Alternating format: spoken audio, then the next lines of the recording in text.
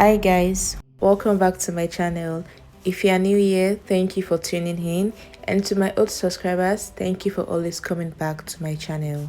In today's video, I'll be showing you how I made this halter neck dress with collar and a front slit. I know this is something you'd like to know more about. Please keep on watching and let's get started. If you are yet to subscribe to my channel, please hit the subscribe button and turn on your notification bell so you'll get notified anytime I upload a new video.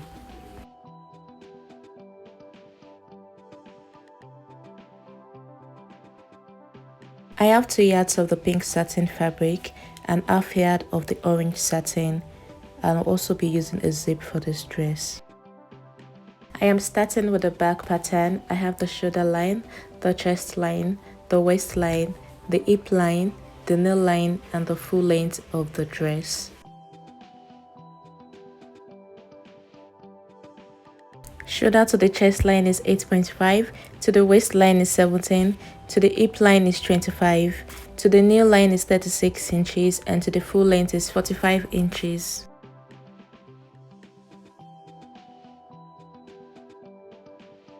I have a space of 1.5 inches by the side of the paper for my zip allowance.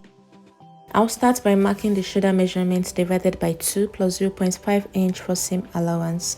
I'll mark it on the shoulder line and also on the chest line, and I'll connect with a straight line.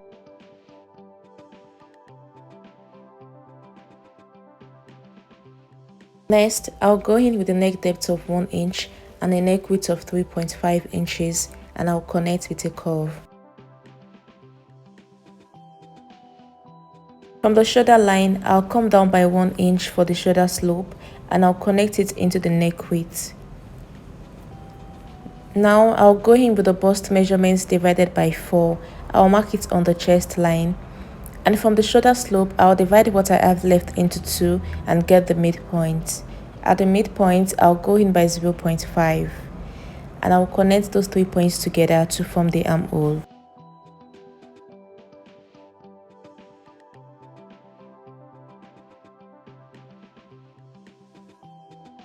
On the waistline, I'll go in with the waist measurements divided by 4. I'll mark it on the waistline and I'll add 1 inch allowance for that. Moving on to the hip line, I'll mark the hip measurements divided by 4. And at the knee line, I am going to deduct 1 inch from what I marked at the hip line, and that is what I'm going to put at the knee line. And it is that same measurement I'm also going to put at the full length. I'll connect all those points together now with my ruler and curve.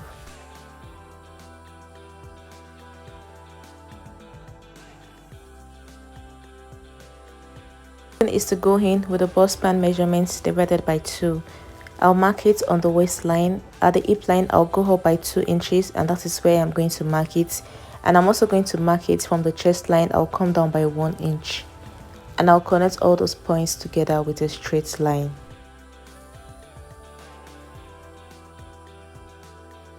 I added 1 inch allowance for that to the waist measurements. So now I am going to come out by ½ inch on both sides of the dart leg on the waistline, and I'll connect to the top and bottom like so.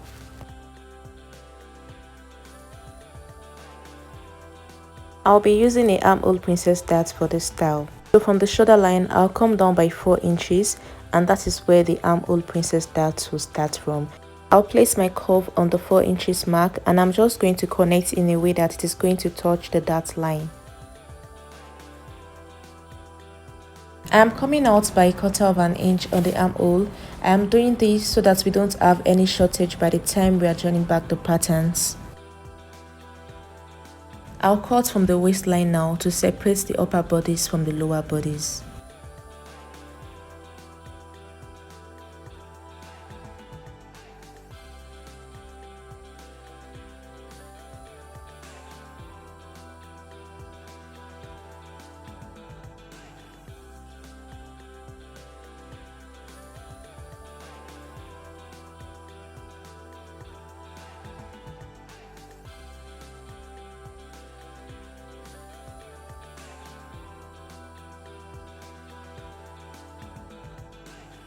For the front pattern, The first thing you have to do is to leave a space of 4 inches or 5 inches at the top of the paper and also 4 inches by the side of the paper.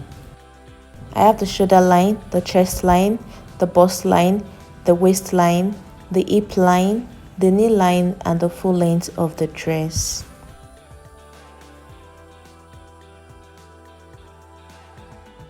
Shoulder to the chest line is 8.5 inches, to the bust line is 11 inches, to the under bust is 14 inches, to the waistline is 17 inches, to the hip line is 25 inches, to the knee line is 36 inches, and to the full length of the dress is 45 inches.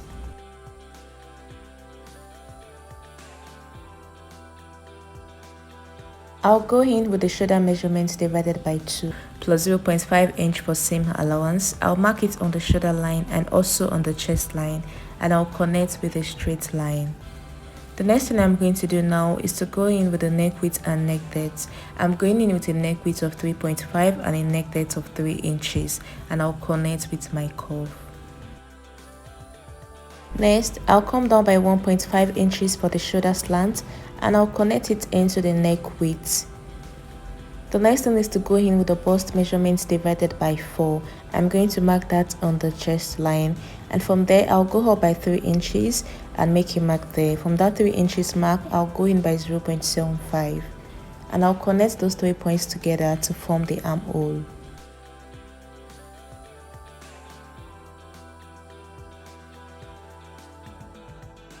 The next thing is to go in with the waist measurements divided by 4, and I'll add 1.5 inches allowance for that. And on the hip line, I'll go in with the hip measurements divided by 4. And just like we did with the back pattern, I'm going to deduct 1 inch from what I have on the hip line, and that is the measurement I am going to put at the knee line and the full length line. I'll connect all those points together with my ruler and curve. The next thing is to go in with the bust span measurements divided by 2. I'll mark it on the waistline, and on the hip line I'll go up by 2 inches, and I'm also going to mark it at the bust line, and I'll connect with a ruler. I added 1.5 inches allowance for that to the waist measurement, so I'll go in by 0.75 on both sides of the dart leg at the waistline, and I'll connect to the top and bottom like so. We used armhole princess darts for the back pattern. I'm also going to use the same thing for this front pattern. From the shoulder line, I came down by 4 inches, and I'm just going to use my curve to connect it to meet the bust point. After connecting, I am going to tighten the armhole. So I'll come out by 1 inch from the first line. I'll come out by 1 inch and also mark it to meet the bust point. Now that we have taken 1 inch out, we have to replace it on the armhole. So I'm going to replace that 1 inch back and remark the armhole. I am going to separate the upper bodice from the lower bodice at the waistline. But first, I'm going to extend the waistline to this other space we have on the paper. I'm going to mark the allowance for the slit at the front because there's going to be a slit at the front of the dress. So from the waistline, I'm marking 1.5 inches all the way to the end of the pattern. I'm separating the upper bodice from the lower bodice now. So for this part, I'll advise that you mark is 0.75 for your slit allowance because I ended up using just 0.75 for the slit allowance, and I had to trim out the excess I had on the front of the dress. So I'll advise that you use 0.75 here instead of the 1.5 inches I am marking now. So I'm cutting out the part I don't need on the lower bodice, and I'm just going to keep it aside and we'll work on the upper bodice.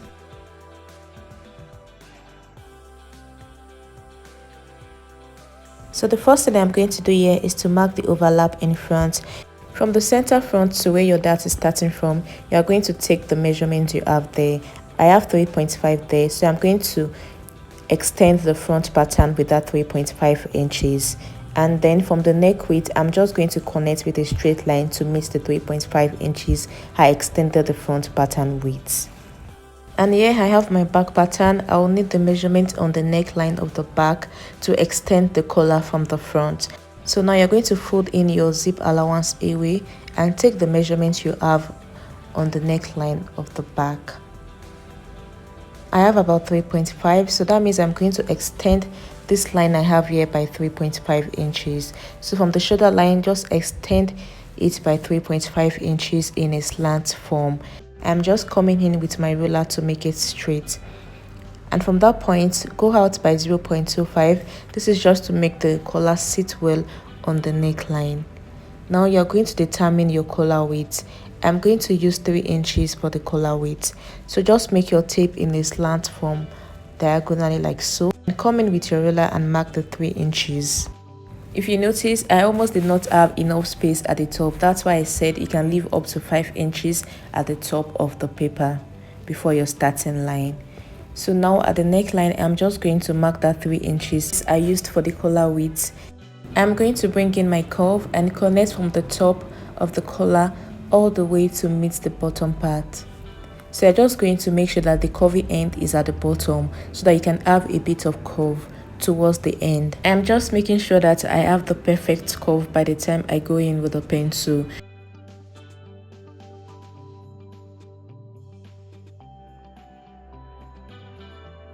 This is what I have for the collar part. I'm going to cut it out now.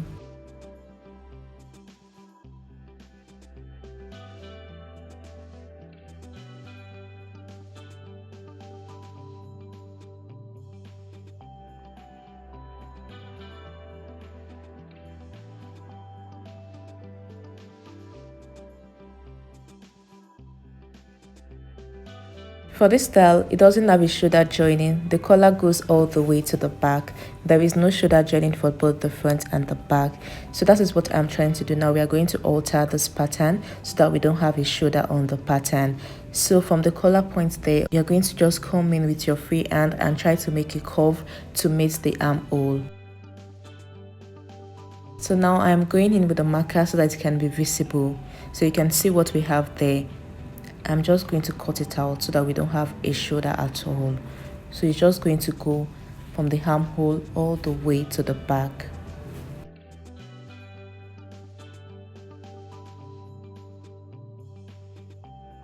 Now that we have altered the front pattern, we also need to alter the back. For the back, it is very simple. It is going to start from the chest line. I am just extending the chest line to the zip allowance and I'm going to cut from the chest line. I'm going to hold the back pieces with a masking tape so that we can have a single piece for the back.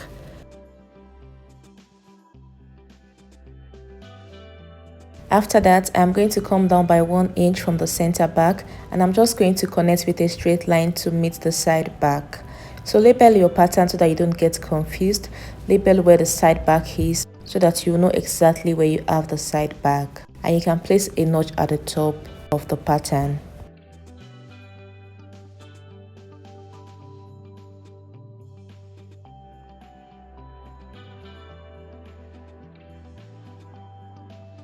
These are my front pieces and I have transferred my patterns to fabric. I added ½ inch allowance round the patterns to the top, bottom and side, and for the side joining I added 1.5 inches for the side joining. I have also cut out my lining for all the pieces and I added stay to the lining. I did not add stay to the main fabric. I only added my stay to the lining. So go ahead and do yours also. For the center front, I used the orange fabric as my lining. I'm going to separate the pattern from the fabric now and I'm going to pin the pieces the same way I'm going to stitch. I'll pin one piece of the center front to the side front, right side facing each other, and I'm going to do the same thing to the other piece on the side, and also I'll be doing the same thing to my lining piece. Just pin your side front to your center front and make sure that the right side is facing each other. Like I explained earlier, the lining for the center front is the orange fabric while I'm using a pink lining for the side front. These are my back pieces. I have also transferred to fabric and I have cut out my lining piece also. Just like I did with the front, I added ½ inch allowance around the pattern, and for the side joining I added 1.5 inches. I have also cut out my lining and I added interfacing to the lining of the back piece. Now I'm going to place the lining on the main fabric, right side facing each other, and I'm going to go ahead and stitch the neckline area and the zip area. This is after I was done joining the center front to the side front, and these are my front pieces here. I went ahead to iron the seam flat. Now I'm placing the two front pieces on each other, and I'm going to go ahead and join the shoulder together with 1/2 inch seam allowance. I'll join it together and I'll do the same thing for my lining piece. I'll place it on each other, right side facing each other, and I'm going to go ahead and use 1/2 inch allowance to join it on the shoulder. This is after I was done turning the back piece with the lining, and this is what we have. Now for the front piece, I have joined it on the shoulder, and this is what I am going to do now. I am going to place the lining and the main fabric together, right side facing each other, and I'm just going to pin the part I joined together. The seams must match on both the main fabric and the lining. Pin the area you joined earlier together and make sure that everything matches up, and you're going to go ahead and stitch from one end of the front to the other end. You're making sure that you are using your 1/2 inch seam allowance to stitch. You can pin it down the way I'm pinning mine down now, so that it is easier for you when you go over to the sewing machine to stitch. When you are done stitching that part, you are going to pin the area on the armhole also. You're going to pin it together and you're going to stitch around the armhole. This is after I was done stitching, and this is what we have. I went ahead to iron everything nice and flat. So please, when you are done stitching, you need to iron it so that it comes out well. Now you are going to place one end of the center front on each of the dart joining that you have. So you're just going to place it on each other like so, and go ahead and run a stitch to secure it down. This is the lower part of the back, and I have transferred to fabric. I added 1.5 inches to the side and bottom and 1/2 inch at the top. Now I am going to separate my pattern from the fabric, and I'm going to go ahead and use the lining to turn the down part of the skirt part, and also I'm going to use the lining to turn the zip area. I'll go ahead and do that now, and I'll bring it back and show you. This is the lower part of the front, and I've added the necessary allowance to my pattern. So I added 1.5 inches to the side and bottom and 1/2 inch at the top. You will notice that I closed the dart on both the front and the back. That is because I don't want a dart on the lower part of this dress. So now remember I asked you not to add 1.5 inches like I did with mine for the slit allowance. That is because I'm only going to make use of 0.75. I later cut out the excess, so that is why I said you can use 0.75 from the start. So where you have your darts on the pattern, you're going to mark that same spot on your fabric. Now determine where you want your slit to be, whether it is the left side or the right side.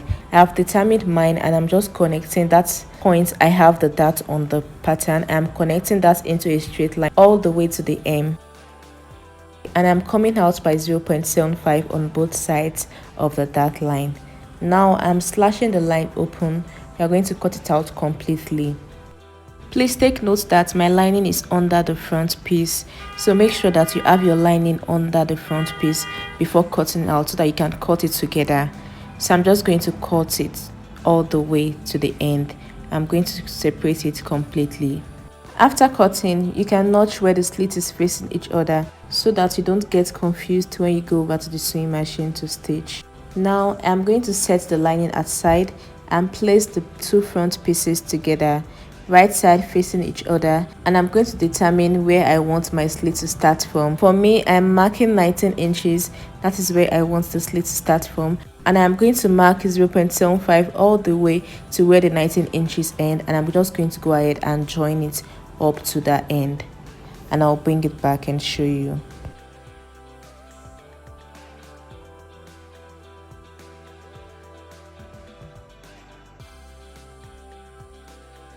This is after I was done with the slit opening, and I went ahead to iron it flat.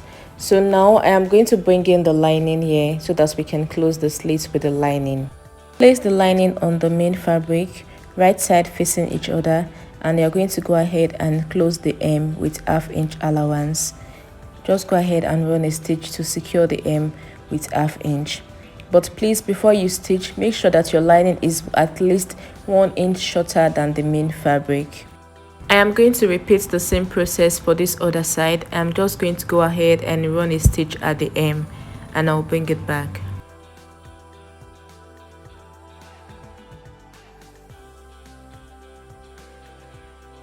This is after I was done running the stitch, and this is what we have. The next thing is to close the slits with the lining. Now just turn it to the wrong side, and you're just going to place each of the side that has the slit, place the lining on each other, and you're just going to pin it down. But make sure that you are picking it from the top first. You are picking it from the top first because your lining is shorter than the main fabric, so that way it is going to balance well if you pick it from the top first. And you're going to start your stitch from the top.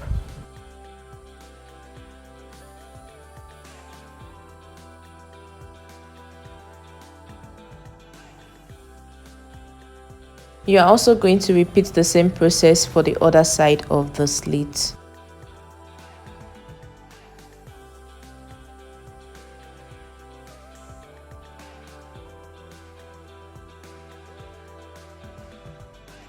This is after I was done fixing the lining to the slit part, and this is what we have.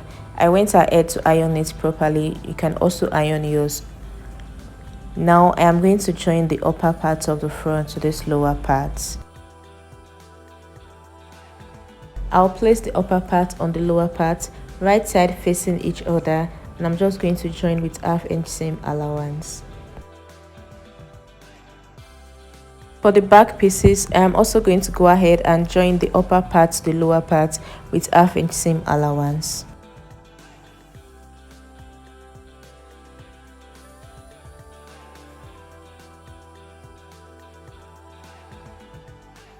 This is after I was done joining the back pieces, and the next thing is for me to fix the zip. I am done fixing the zip here, and this is what we have. So the next thing is to join the sides of both the front and the back together, and we are done with the dress. Now I'm going to place the back piece on the front piece. I have already marked out my allowance on the back piece, so go ahead and mark out yours too and join with the allowance that you have on the side.